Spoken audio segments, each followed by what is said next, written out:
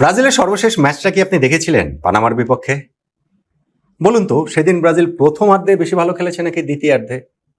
আমি নিশ্চিত আপনি আমার সঙ্গে একমত হবেন, ব্রাজিল সেদিন সেকেন্ড হাফে বেশি ভালো খেলেছে। কেন ভালো খেলেছে?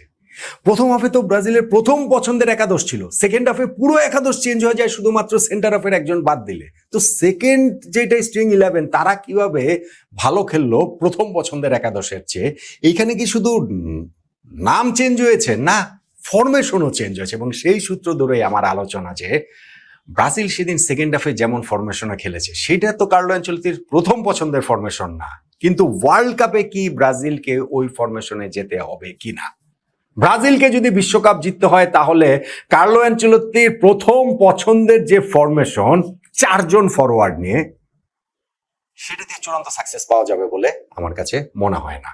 ব্রাজিলের সাকসেস মানে কি? ব্রাজিল তার কোয়ার্টার ফাইনাল সাকসেস না খেলা, সেমিফাইনাল খেলা সাকসেস না, ফাইনাল খেলা সাকসেস না, ব্রাজিলের সাকসেস একটাই, ওয়ার্ল্ড কাপের শিরোপা জেতা। সেই ওয়ার্ল্ড কাপ শিরোপা যদি ব্রাজিলকে জিততে হয় তাহলে চার ফরওয়ার্ডের ফরমেশনে ব্রাজিল থাকতে পারবে না। আমার কাছে সেটা মনে হচ্ছে। কেন মনে হচ্ছে এবং এই জায়গাটাতে ইতিহাসের সাক্ষ্যটা কিভাবে দিচ্ছে যে এটা তো ভয় পাওয়ার কিছু নাই, নেইমারের সম্ভাবনাটাই বা 11-এ ঢোকার ক্ষেত্রে কিভাবে বাড়ছে, সব মিলিয়ে এই আলোচনাটা করছি। দেখুন, পানামার সাথে ম্যাচের ওই দিন প্রথমার্ধে ব্রাজিল চার ফরওয়ার্ড নিয়ে খেলেছে যখন তারা অ্যাটাকে গিয়েছে। রাইট সাইডে অ্যাটাকে লুইস এনরিকে, লেফট সাইডটাতে ভিনিসিয়াস জুনিয়র, মাঝখানটাতে ম্যাথিয়াস কুনিয়া ও রাফিনহা। সেকেন্ড হাফটাতে পুরো একাদশ যখন চেঞ্জ হয়ে গেল, শুধু পেরেরা বাদে, সেন্টার হাফের একজন বাদ দিলে, তখন কিন্তু ব্রাজিল গিয়ে আবার মিডফিল্ডে একজন বাড়িয়ে ফেললো এবং ফরওয়ার্ড লাইনে একজন কমিয়ে ফেললো। সেই জায়গাটা থেকে কিন্তু আমরা দেখতে পেয়েছি যে ব্রাজিলের মিডফিল্ডের দখলটা অনেক বেশি তাদের কাছে ছিল। হ্যাঁ, পানামার সাথে প্রথমার্ধেও ব্রাজিল লিড নিয়ে শেষ করেছে, কিন্তু নট নেসেসারিলি ওই হাফটা ব্রাজিল খুব ভালো খেলেছে, খুব কন্ট্রোলে তাদের ছিল। সেকেন্ড হাফটা বরং ব্রাজিলের অনেক বেশি কন্ট্রোলে ছিল এবং সেই কারণে ওই আলোচনার জায়গাটা তৈরি হয়েছে। ইনফ্যাক্ট কার্লো আনচেলত্তি তো প্রেস কনফারেন্সে বলেছেন যে তার মধ্যে একটা ডাউট তৈরি হয়েছে, সেটা পজিটিভলি তিনি বলেছেন যে প্লেয়ার এত ভালো খেলেছে, তার জায়গাটা ডিজার্ভ করে 11-এ। কিন্তু এই যে ফরমেশন চেঞ্জের যে ডাউটটা, সেইটা কি আসলে আনচেলত্তি করবেন কিনা ওয়ার্ল্ড কাপে গিয়ে? ব্রাজিলের নেক্সট ম্যাচ, লাস্ট ম্যাচ ইজিপ্টের বিপক্ষে 7 তারিখ, ইনফ্যাক্ট 6 তারিখ, মানে বাংলাদেশ সময় শনিবার রাত পেরিয়ে ভোর 4টার সময়। সেই ম্যাচটা খুব আগ্রহ নিয়ে তাই দেখবো যে কার্লো আনচেলত্তি কোন ফরমেশনে ব্রাজিলকে এই ম্যাচে খেলান। সত্যি সত্যি কি 4-2-4 কি তিনি স্টিক করবেন, নাকি একটু ফ্লেক্সিবল হয়ে মিডফিল্ডার একজন বাড়াবেন? মিডফিল্ডার বাড়ানো ছাড়া ব্রাজিল ওয়ার্ল্ড কাপ জিততে পারবে না। দেখেন, বিশ্বকাপে একটা দল যেই প্ল্যানিং নিয়ে যায়, ফাইনালে গিয়ে সবকিছুই যে ঠিকঠাক মতো এক্সিকিউট করে বা করার মতো অবস্থা থাকে তা কিন্তু না। ব্রাজিল যে 5টা বিশ্বকাপ জিতেছে তার মধ্যে অন্তত 4টায় তাদের 11-এর ক্ষেত্রে বড় সড়ো পরিবর্তন করতে হয়েছে। 1958-এর ওয়ার্ল্ড কাপের প্রথম 2টা ম্যাচে পেলে, গারিঞ্চা কেউ খেলেননি। সেকেন্ড ম্যাচটাতে ইংল্যান্ডের সঙ্গে ড্র করার পর এই দুজনকে একাদশে আনা হয় এবং তারপর কি হয়েছে সেটা তো আমরা জানি, ইতিহাস। পেলে, গারিঞ্চা ব্রাজিলকে প্রথম বিশ্বকাপ জিতিয়েছেন। 1962-তে পেলে ছিলেন দলের মধ্যমণি, 58-এ তো আর তা ছিলেন না, কিন্তু পেলে সেকেন্ড ম্যাচটাতে ইনজুরিতে পড়ে গেলেন, পুরো ওয়ার্ল্ড কাপ থেকে তিনি আউট হয়ে গেলেন। সেই জায়গাটাতে এমেরিলদো স্টেপ আপ করলেন। গারিঞ্চাই সেই বিশ্বকাপ জয়ের মূল কারিগর, কিন্তু এমেরিলদোর রোলটা আসলে খুব গুরুত্বপূর্ণ ছিল। ফাইনালেও তিনি গোল করেছেন। ফলে এই প্ল্যান চেঞ্জ হওয়ার পরেও কি ব্রাজিল বিশ্বকাপ জেতে নেয়? 1970-এর ওয়ার্ল্ড কাপটা শুধুমাত্র বলতে পারেন যে না, মোটামুটি ব্রাজিল, হ্যাঁ ওইটার পর অন্য প্রেক্ষাপট ছিল, সেটা আলাদা আলোচনা, ওই আলোচনা তার বিষয় এখানে না। কিন্তু মোটামুটি যেই প্ল্যানে তারা গিয়েছে, বাছাই পর্ব যেভাবে খেলেছে, যেই পার্সোনাল নিয়ে খেলেছে, যেই ফরমেশনে খেলেছে, সেইভাবেই আসলে ওয়ার্ল্ড কাপটাও তারা ওইভাবেই খেলেছে এবং তারা শিরোপাটা জিতেছে। কিন্তু আপনি 1994, 24 বছর পর যে ব্রাজিল বিশ্বকাপ জিতলো, সেটা কথা মনে করে দেখুন তো। সে বিশ্বকাপে ব্রাজিলের ক্যাপ্টেন কে ছিলেন জানেন? কার্লোস ডুঙ্গা গিয়ে ওয়ার্ল্ড কাপটা নিয়েছেন, সেইটাই হয়তোবা এই জেনারেশনের সবার, বা যারা আর কি দেখেছেন মনে আছে।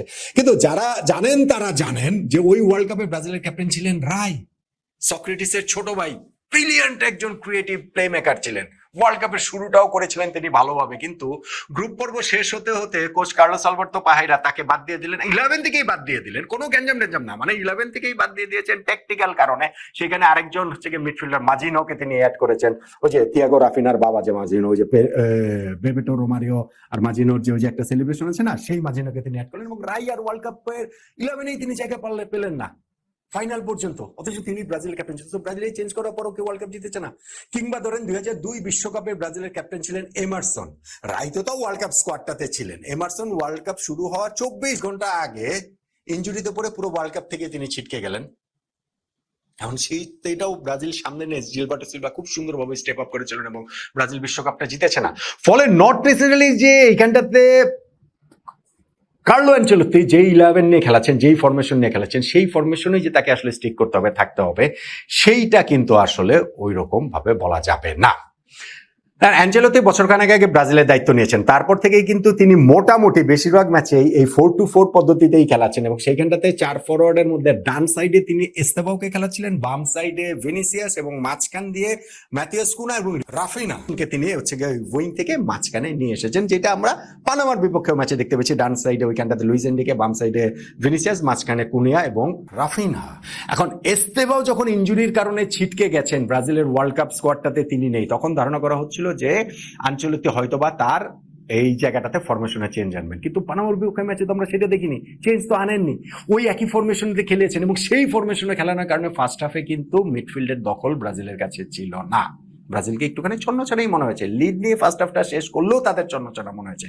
এবং বিগ ইউরোপিয়ান টিমের বিপক্ষে এই মাত্র 2 জন মিডফিল্ডার নিয়ে খেলে কি ব্রাজিল আসলে সাকসেস পাবে কিনা, সেই প্রশ্নের জায়গাটা উঠছে। যেটা বলছিলাম যে আনচেলত্তি তিনি প্রেস কনফারেন্সে বলেছেন যে তার মধ্যেও ডাউটটা তৈরি হয়েছে। ইজিপ্টের বিপক্ষে ম্যাচে কিরকম করেন সেটা না হয় আমরা দেখবো।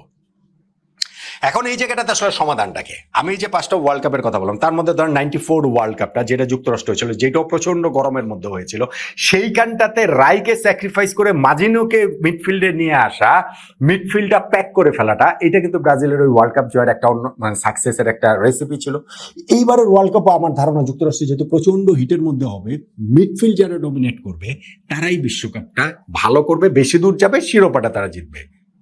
এখন আপনি আমাকে বলেন, ব্রাজিল এই জায়গাটাতে 2 জন মাত্র মিডফিল্ডার নিয়ে, কাসেমিরো এবং ব্রুনো গিমেরেস, এবং তার মধ্যে কাসেমিরোর বয়স হচ্ছে গিয়ে 34 ইয়ার্স, লং একটা ইউরোপিয়ান সিজন শেষ করে এসেছেন, ম্যানচেস্টার ইউনাইটেড দুর্দান্ত খেলেছেন, কিন্তু স্টিল বয়স তো হয়ে গিয়েছে, স্টিল ক্লান্তি শ্রান্তির ব্যাপার তো রয়েছে।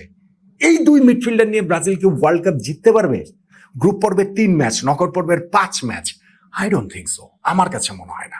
ব্রাজিলকে এই জায়গাটাতে অবশ্যই আরেকজন মিডফিল্ডার বাড়াতে হবে। আমরা পানামার বিপক্ষে ম্যাচের ফার্স্ট হাফটাতে যেমন দেখেছি যে ম্যাচের কন্ট্রোলটা ব্রাজিলের হাতে ততটা ছিল না, সেকেন্ড হাফে যখন ওই একাদশে চেঞ্জটা হলো এবং মিডফিল্ডের ওই জায়গাটাতে তারা কন্ট্রোলটা পেলেন, বেইজে যখন ফাবিনো এবং সামনে 2 জন মিডফিল্ডার তাদের হয়ে গেলেন লুকাস পাকেতা এবং দানিলো সান্তোস, ফলে কন্ট্রোলটা তারা কিন্তু পেয়েছে। এবং আমি মনে করি যে ব্রাজিলের এই ওয়ার্ল্ড কাপে খেলার জন্য বা ওয়ার্ল্ড কাপ জেতার জন্য মিডফিল্ডার এই জায়গাটাতে আরেকজন বাড়াবেন বলেই আমার কাছে মনে হয় কার্লো আনচেলত্তি। ব্রাজিলের এই টিমটার মধ্যে সেটা কিভাবে করা সম্ভব, করাটা আসলে খুবই সহজ। সেটা হচ্ছে গিয়ে লুইস এনরিকে 11 থেকে ড্রপ, রাফিনা হচ্ছে গিয়ে মিডল থেকে ডান পাশে চলে যাবেন, তাহলেই তো হয়ে গেল, তাহলে মিডফিল্ডে একটা জায়গা তৈরি হয়ে যায়। এবং সেই ক্ষেত্রে কাসেমিরো, ব্রুনো গিমেরেস তারা 2জন তো অবশ্যই থাকবেন। থার্ড মিডফিল্ডার হিসেবে আমার কাছে এইখানে মনে হয় যে 3টা নাম আসতে পারে। নাম্বার 1 লুকাস পাকেতা, ওই দিন সেকেন্ড হাফটাতে তিনি খুব অসাধারণ ফুটবল খেলেছেন, প্লে মেকারের রোলটা প্লে করেছেন, প্রপার নাম্বার 10 এর মতো খেলেছেন, ফলে এই 3 মিডফিল্ডারের একজন হিসেবে নাম্বার 10 রোলটাতে পাকেতা থাকতে পারেন। নাম্বার 2 দানিলো সান্তোস, তিনিও সেদিন ম্যাচের সেকেন্ড হাফটাতে অসাধারণ খেলেছেন, পাকেতার একটা পাস, ওই যে লব ধরে কিভাবে সুন্দর করে একটা গোলও তিনি দিয়েছেন, তিনি নট নেসেসারিলি নাম্বার 10, কিন্তু তিনি থাকলে হচ্ছে গিয়ে মিডফিল্ড এরিয়াটাতে ব্রাজিলের প্রেজেন্সটা আরো বেশি স্ট্রং হয়, কিন্তু তিনি হচ্ছে ওই যে বক্সে চলে যাওয়াটা, ওই লেট রান, এগুলোতে তিনি আবার খুবই সিদ্ধহস্ত। এবং নাম্বার 3 জিনিস, সেটা হচ্ছে নেইমার থাকলেও কিন্তু এইখানটাতে প্লে মেকারের রোলটা তিনি আসলে খেলতে পারেন, সেটা পূরণ করতে পারেন। নেইমারকে তো আসলে উইংয়ে খেলাবেন না, এটা তো কার্লো আনচেলত্তি বলে দিয়েছেন। নেইমারের সেই লেগও আসলে নেই, এই বয়সে এসে সেটাকে তিনি পারবেন না, ট্র্যাক ব্যাক তো তিনি ওরকম ভাবে করেন না। এখন যদি ওইখানটাতে হয়, যদি ম্যাথিয়াস কুনিয়ার জায়গায় তাকে খেলতে হয়, যদি 4 ফরওয়ার্ড নিয়ে ব্রাজিল খেলে, ম্যাথিয়াস কুনিয়া ওই দিন কিরকম পরিশ্রমটা করেছে দেখেছেন, কি কতবার ট্র্যাক ব্যাক করেছেন, কতবার মিডফিল্ডে তাকে আসতে হয়েছে, মিডফিল্ডার হিসেবে তাকে খেলতে হয়েছে। সো ওইটা নেইমার এই বয়সে এসে আর পারবেন বলে মানে পারার কোনো কারণ নাই। এখন নেইমারকে আসলে আমি এই টিমটাতে ফিট ইন করে না সেই জায়গাটা দেখি, যদি ব্রাজিল থার্ড মিডফিল্ডার হিসেবে, প্লে মেকার হিসেবে, নাম্বার 10 হিসেবে নেইমারকে ইনক্লুড করে, এবং এই ফরমেশনে ব্রাজিলকে যেতেই হবে। আমার কাছে মনে হয় সেইটা আপনি থার্ড মিডফিল্ডার হিসেবে এখানে নেইমারকে খেলান, কিংবা আপনি লুকাস পাকেতাকে খেলান, কিংবা ধরেন দানিলো সান্তোসকে খেলান, ব্রুনো গিমেরেস ও কাসেমিরোর সঙ্গে থার্ড মিডফিল্ডার ব্রাজিলের জন্য মাস্ট। 2 জন মাত্র মিডফিল্ডার নিয়ে খেলে এই 4-2-4 ফরমেশনে, স্পেশালি বিগ ইউরোপিয়ান টিমের এগেইনস্টে, স্পেশালি নকআউট পর্বের ম্যাচে ব্রাজিল আসলে সাস্টেইন করতে পারবে না। হ্যাঁ, একটা ম্যাচ হয়তো পারে, দুইটা ম্যাচ হয়তো পারে, মানে আমি বললাম আর কি। কিন্তু এবার মনে রাখতে হবে, এবার কিন্তু ম্যাচ সংখ্যাও একটা বেশি। নকআউট পর্বে কিন্তু এবার 5টা match, round of 32, round of 16, quarter final, semifinal, final. ফলে মাত্র 2জন মিডফিল্ডার নিয়ে ব্রাজিল পুরো ওয়ার্ল্ড কাপটাতে যাবে এবং পুরো ওয়ার্ল্ড কাপটা তারা শিরোপা জিতে যাবে, আমার কাছে সেটা আসলে মনে হয় না। কার্লো অ্যাঞ্চেলোত্তি রিজিড না, তিনি প্লেয়ারদেরকে সেই ফ্রিডম দেন এবং তিনি ট্যাকটিক্যালিও তিনি ফ্লেক্সিবল, এবং সেই কারণে আমার কাছে মনে হয় যে উইদিন ম্যাচেস 2 হাফে যেহেতু আমরা 2 রকম ট্যাকটিক্স তার কাছ থেকে দেখেছি, মিশরের বিপক্ষে ম্যাচটা তাই খুব ইন্টারেস্টিং হবে যে ব্রাজিল আসলে কোন কৌশলটাতে খেলে, এবং সেইখানটাতেও কি 2 হাফে 2 ফরমেশনে একেবারে ভিন্ন 2 সেট প্লেয়ার নিয়ে কি আসলে অ্যাঞ্চেলোত্তি খেলান কিনা ওয়ার্ল্ড কাপে রাখে, তার এটাই তো লাস্ট ফাইনাল টিউনিং, এবং সেইটা যদি হয় বিশ্বকাপের মাঝখানে আসলে আমরা সেই চেঞ্জটা দেখতে পারি।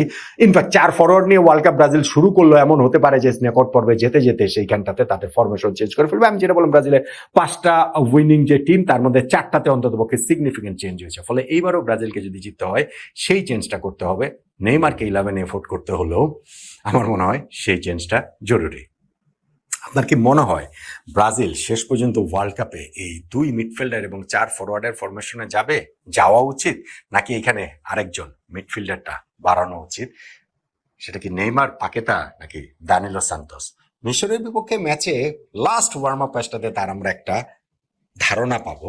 তার আগে আপনার মতামতটা জানিয়ে দিতে পারেন।